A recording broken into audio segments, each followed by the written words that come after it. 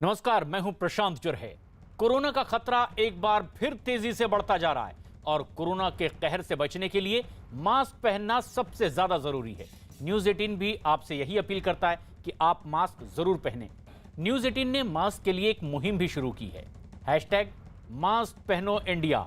News 18 आपसे भी appeal करता है कि मास्क जरूर पहने, क्योंकि कोरोना से लड़ाई में ये मास्क ही इस समय सबसे बड़ा हथियार है।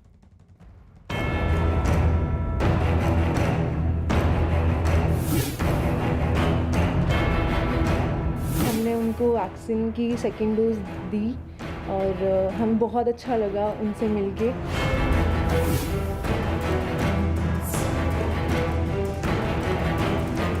शुक्रवार को शाम को 6 बजे से लेके शनिवार, इतवार और सोमवार के सवेरे 6 बजे तक शहरी क्षेत्र बंद रहेंगे, लॉकडाउन रहेगा।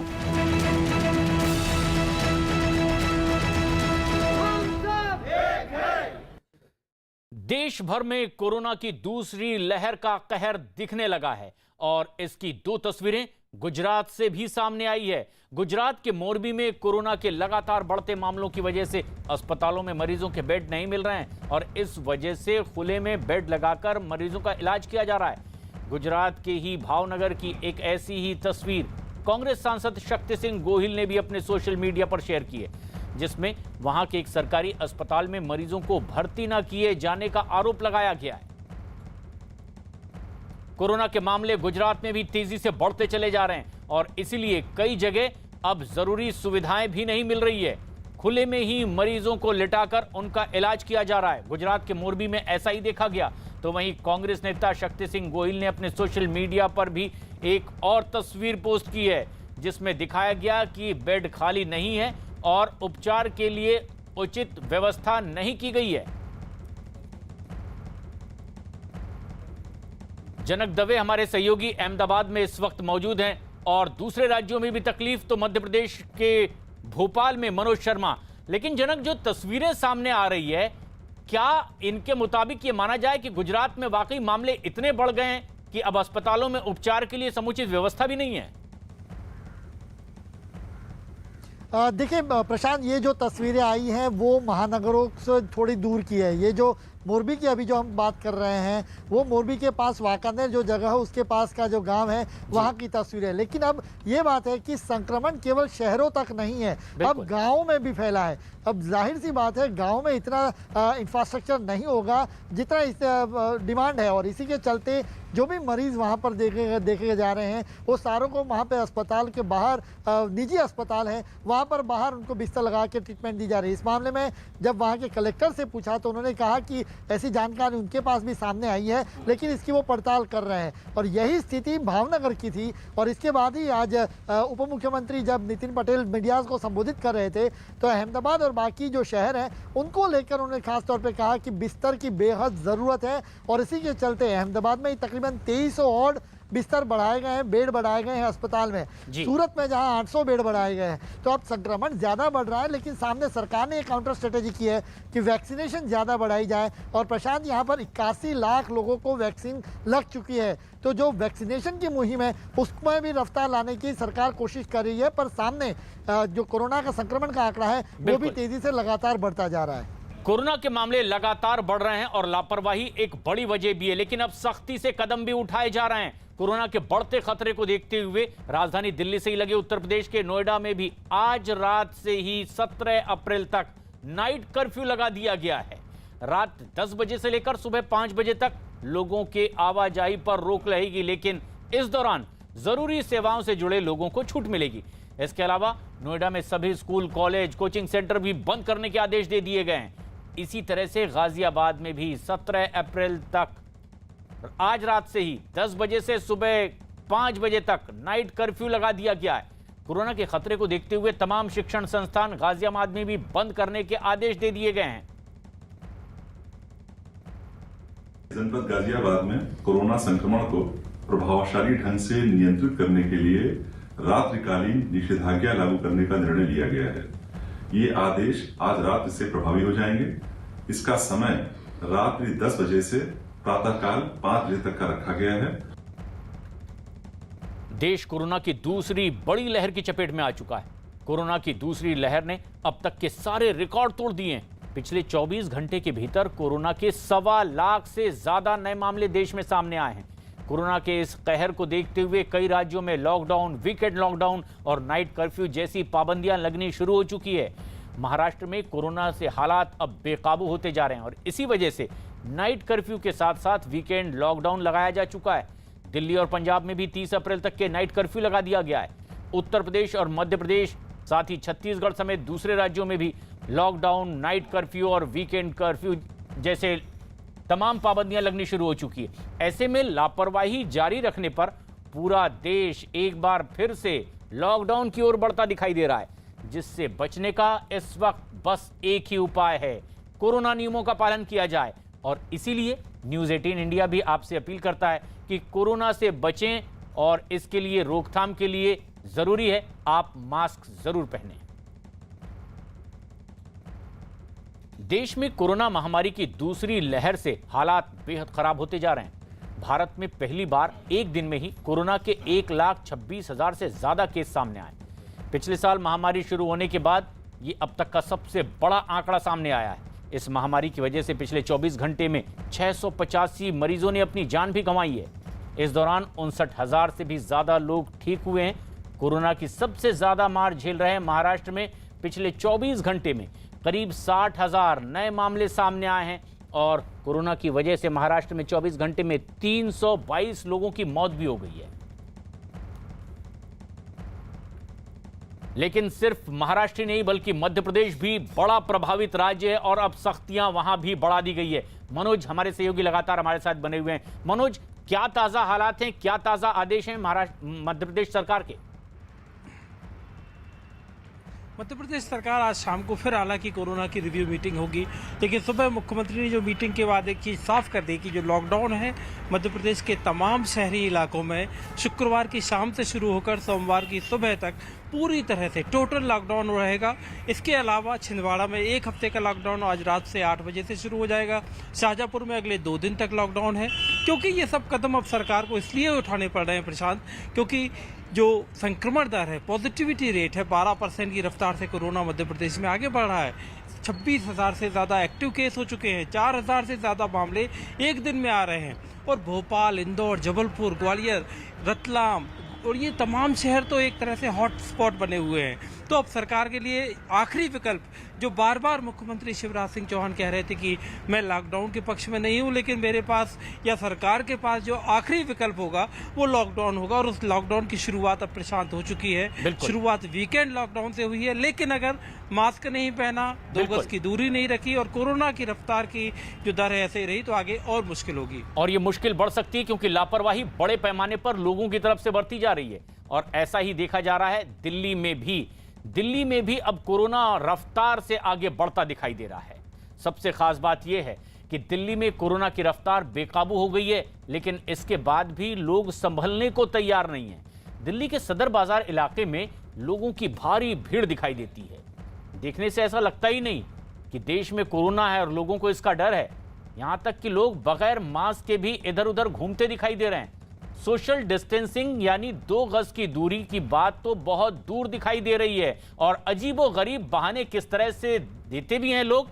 हमारी सहयोगी प्रियंका कांडपाल ने जब इनसे बातचीत की तो उनके जवाब भी सुनिए। दिल्ली में 24 घंटे में कोरोना के 5500 से ज़्यादा मामले सामने आए हैं, जो कि नवंबर के बाद सबसे बड़ा आंकड़ा है। और ये तस्वीरें सदर बाजार की, जहां पर हम आपको दिखा रहे हैं कि किस कदर भीड़ है। सुबह के वक्त ही अभी मार्केट खुले ही हैं और किस तरह से लोग जो है वो लापरवाही करते हुए नज़र आ रहे हैं। जिन्होंने मास्क आप जिनके पास हैं उन्होंने उसे नाक और मुँह से नीचे रखा हुआ है। कई लोग यहाँ पर बिना मास्क के नज़र आ रहे हैं। जो खास तौर पर जो दुकानदार हैं, इन शख्स को देखिए जो दुकान के आगे खड़े हैं। ये तीनों लोग आपको एक साथ एक सीरीज़ में दिख रहे हैं जिन्होंने मास्क जिनके पास है पर लगाया नहीं हुआ है और ये लोगों के साथ इंटरेक्शन करते हैं, सामान बेचते हैं और यहाँ किसी तरह की मास्क लगाने की जहमत इन्होंने नहीं उठाई हुई है, जबकि मास्क सभी के पास यहाँ पर है। और लगातार लोगों से भी पूछते हैं, भैया मास्क क्यों नहीं ढंग से लगा रहे? जरूरी नहीं लगता मास्क लगाना? मास्क लगाना बहुत जरूरी है, बिना इसके कैसे गुजारा है। फिर बात करते वक्त ही मास्क उतार दिया, क्या फायदा? वो बात कर रहे सुनाई नहीं दे रही है थोड़ी सी। थोड़े से कम्युनिकेशन गैप कम रखता है, बाकी कोई बात नहीं। कम्युनिकेशन गैप के चलते इन्होंने मास्क को मुंह और नाक से हटाकर नीचे कर लिया और इसी तरीके के बहाने बाजार में मिलते हैं सुनने को। ये भीड़ की तस्वीरें देखिए, जहां सोशल डिस्टेंस मेंटेन करना इस मार्केट में ना के बराबर पॉसिबल है। और इसी तरह की लापरवाही की वजह से कोरोना के मामले बढ़ते चले जा रहे हैं और देश में सबसे ज्यादा प्रभावित राज्य है महाराष्ट्र। महाराष्ट्र में कोरोना बेकाबू होता जा रहा है। महाराष्ट्र में पिछले 24 घंटे में कोरोना के 59,907 नए मरीज सामने आए, जबकि 24 घंटे के भीतर अकेले महाराष्ट्र में ही कोरोना से 322 लोगों की जान चली गई है। अगर अकेले मुंबई शहर की बात करें तो यहां पर 24 घंटे के भीतर ही 10,428 नए केस सामने आए हैं और मुंबई शहर में ही 24 घंटे में 23 लोगों की जान भी चली गई है। इस बीच कोरोना के ज्यादा केस सामने आने के बाद महाराष्ट्र में वैक्सीनेशन का काम भी अब तेज कर दिया गया है।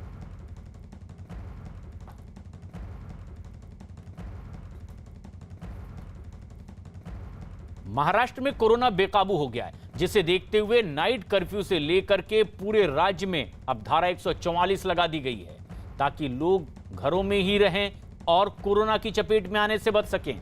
लेकिन इसके बाद भी लोग सुधरने का नाम नहीं ले रहे हैं। मुंबई के दादर सब्जी मंडी से जो तस्वीरें सामने आई है उसे देखकर तो ऐसा लग ही नहीं रहा है कि इन लोगों को किसी भी तरह से कोरोना का डर है। बाजार में भीड़ इतनी है कि पैर रखने के लिए जगह तक दिखाई नहीं देती। ठीक तरीके से लोग मास्क भी नहीं लगा रहे हैं। सोशल डिस्टेंसिंग यानी कि 2 गज की दूरी तो अब बहुत दूर की बात हो चुकी है। किस तरह का आलम है दादर सब्जी मंडी में, हमारे सहयोगी पारस दामा बता रहे हैं।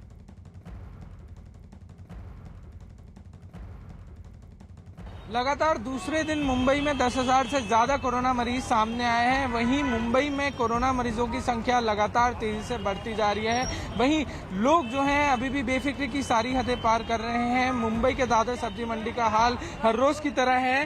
पूरे महाराष्ट्र में सेक्शन 144 लागू किया गया है, मगर इन लोगों के कानों पे जू तक नहीं रेंग रही। सेक्शन 144 में 5 लोगों से अधिक लोगों का एक जगह पे जमा होना जो है वो मना होता है, मगर यहाँ देखिए लोग बेफिक्र होके सुबह सुबह मार्केट आ रहे हैं। कुछ लोग जो हैं ना मास्क पहने हैं, ना ही सोशल डिस्टेंसिंग का ध्यान रखा जा रहा है। जो लोग हैं वो बिल्कुल भी समझने के लिए तैयार नहीं है। वहीं मुंबई के लोगों के लिए एक और मुश्किल जो है वो सामने आ रही है। कल मुंबई की मेयर किशोरी पेडनेकर ने ये कहा है कि जो वैक्सीन के डोज हैं वो मुंबई में खत्म हो रहे हैं। सबसे बड़ा चिंता का विषय यही है कि अगर कोरोना के केसेस इतने तेजी से बढ़ते रहे और वैक्सीन जो है वो कम होती रही तो किस तरीके से जो है लोगों को कोरोना से बचाया जाएगा। कैमरामैन रितेश पाटिल के साथ पारस दामा, न्यूज़ 18 इंडिया, मुंबई। लेकिन लापरवाही सिर्फ दादर सब्जी मंडी के ही आसपास देखने को नहीं मिल रही है, बल्कि कई और ऐसे इलाके हैं जहां इसी तरह की तस्वीर सामने आ रही है। और ये तस्वीरें आप भी देखिए। दादर सब्जी मंडी में इतनी भीड़ मानो कोई त्योहार है और लापरवाही से लोग कोरोना नियमों की धज्जियां उड़ाते दिखाई दे रहे हैं। लेकिन भायकला में भी कमोबेश ऐसे ही हालात हैं। भीड़ भाड़ का ये इलाका, 2 गज की दूरी रखना मुनासिब भी लोग नहीं समझ रहे हैं और इसी तरह की लापरवाही की वजह से मामले तेजी से बढ़ते चले जा रहे हैं। लेकिन जब न्यूज़ 18 इंडिया पर यह खबरें दिखाई गई तो बीएमसी हरकत में आई और लोगों को दूर करने की कोशिश की गई।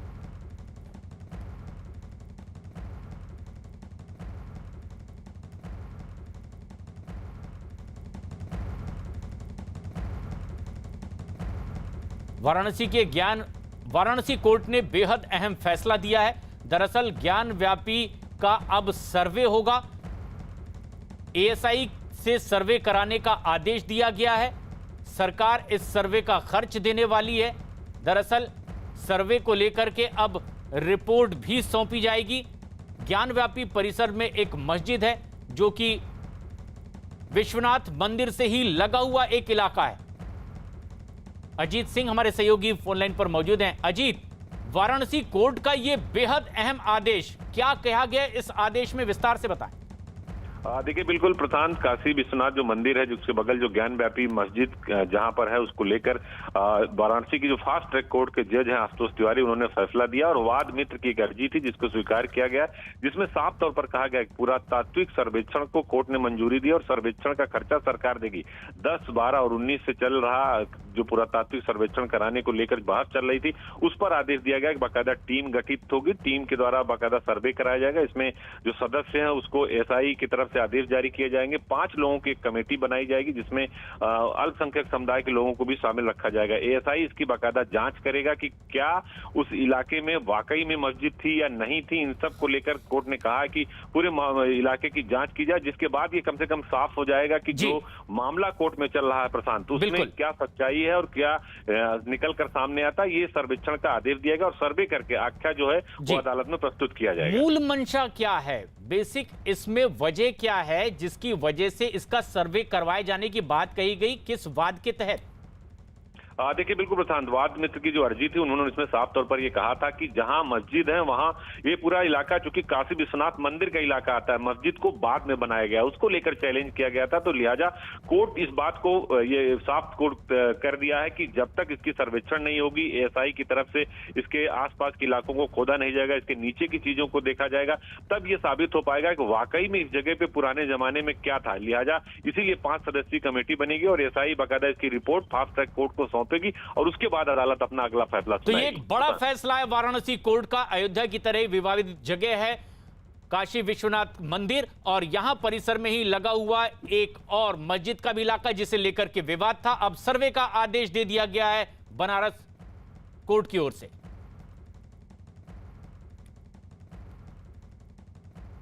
लेकिन कोरोना तेजी से बढ़ता चला जा रहा है और दिल्ली में भी कोरोना की चौथी लहर बेकाबू होती दिखाई दे रही है। बीते 24 घंटे में 5000 से ज्यादा नए मरीज सामने आए हैं और ये एक खतरे की घंटी महसूस की जा रही है।